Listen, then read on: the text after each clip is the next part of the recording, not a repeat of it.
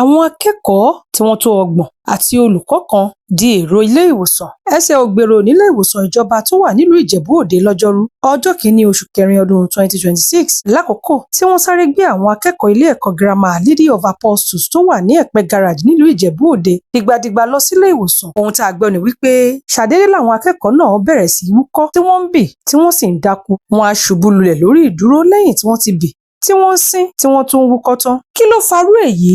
Kójú má ríbi gbogbo ara lògùn ẹ̀. Kálukú bẹ̀rẹ̀ sí pariwo, ẹlòmíì tilẹ̀ káwọ́ lérí bu omi lójú pòròpòrò lórí ohun tó ń ṣẹlẹ̀ sáwọn ògo wẹrẹ akẹ́kọ̀ọ́. Afẹ́fẹ́ burúkú tó dàpọ̀ mọ́ afẹ́fẹ́ rere tí ó dá òórùn alágbára sílẹ̀ táwọn èèyàn ń mí sínú ló ṣokùnfà ìṣẹ̀lẹ̀ ibi tó ṣẹlẹ̀ sáwọn akẹ́kọ̀ọ́ 30 yìí. Kàyéfì tó wà nídìí ìṣẹ̀lẹ̀ yìí ni pé agbègbè tí ìṣẹ̀lẹ̀ yìí ti wáyé kì í ṣe ibi tí àwọn iléeṣẹ́ ńláńlá wà. Àmọ́ ìyàlẹ́nu gbáà ló jẹ́ láti wò wípé ibo gan ni òórùn tó rò pọ̀ mọ́ afẹ́fẹ́ yìí ti ṣẹ̀ wá. Bó tilẹ̀ jẹ́ wípé ọ̀pọ̀ ń sọ pé ó ṣeéṣe kó jẹ́ ìbúgbàmù afẹ́fẹ́ gáàsì ni. Àmọ́ ọ̀kan lára àwọn tó bá wa sọ̀rọ̀ àmọ́ tó fi orúkọ àti ìdánimọ̀ rẹ̀ pamọ́ sọ wípé òórùn burúkú tó darapọ̀ mọ́ afẹ́fẹ́ yìí jẹ jáde láti ilé àyẹ̀wò àwọn akẹ́kọ̀ọ́ náà níbi tí wọ́n pè ní laboratory. Ibẹ̀ ni oríṣiríṣi ìgbésẹ̀ pípo èèpò ìyẹn kẹ́míkà pọ̀ mọ́ra wọn láti fi ṣiṣẹ́ ìwádìí tí ń wáyé. Ó ní ó ṣeéṣe kó jẹ́ pé lára ìgò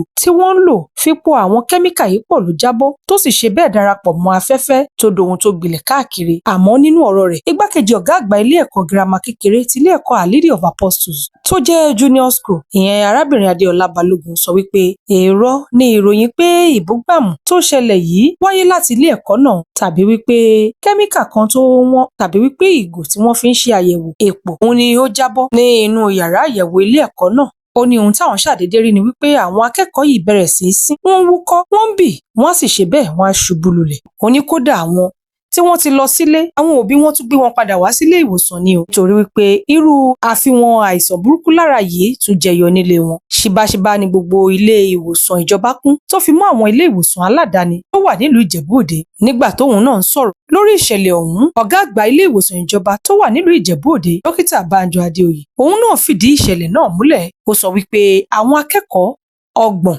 ni wọ́n fara kááṣá pẹ̀lú olùkọ́ kan, àmọ́ wọ́n ti ń fún wọn ní ìtọ́jú tó péye tí ohun gbogbo sì ti ń lọ bó ṣe yẹ kó lọ, pẹ̀lú ìdánilójú pé ara àwọn ọmọ náà ti ń balẹ̀, kò sì sí ìkáyàsókè tàbí ewu kankan mọ́.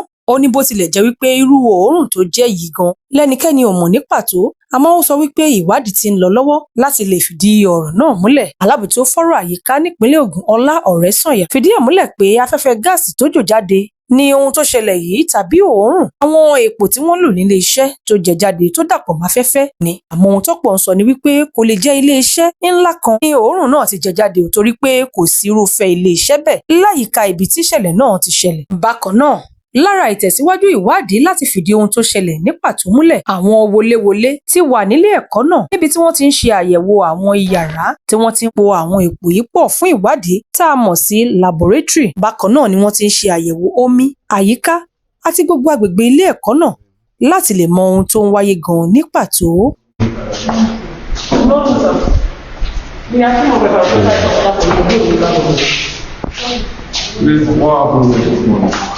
I mean, this lab, this money. So the word of where does the word come from? Where does the word come from? No, I'm not looking for you. Where does the word come from? It's just small stuff, you know, coming out here from junior school. Junior school, yes. Go this side. Now I'm for this morning. From the junior school. So those that were affected are those in the junior school. None of the senior students were affected. Well, some of those ones are called and parents down. So this morning, but where that junior school are less. Junior school. So it's the junior school students that were affected. Majorly affected. So let us start this. We are not in the sun. So we are using classes. We have not even started the exam already. 15 that are in the level we have no place of it. So we have started by the that they not rush through. In that part exam, they will not slot the date that they are going to. So we extended the time for the exam. So we have not started the exam already. We have not started the exam. We still want to do. We have not started the exam. Okay. I think that come and see the gap that we have here. It's empty gap. It's empty gap. I think that the same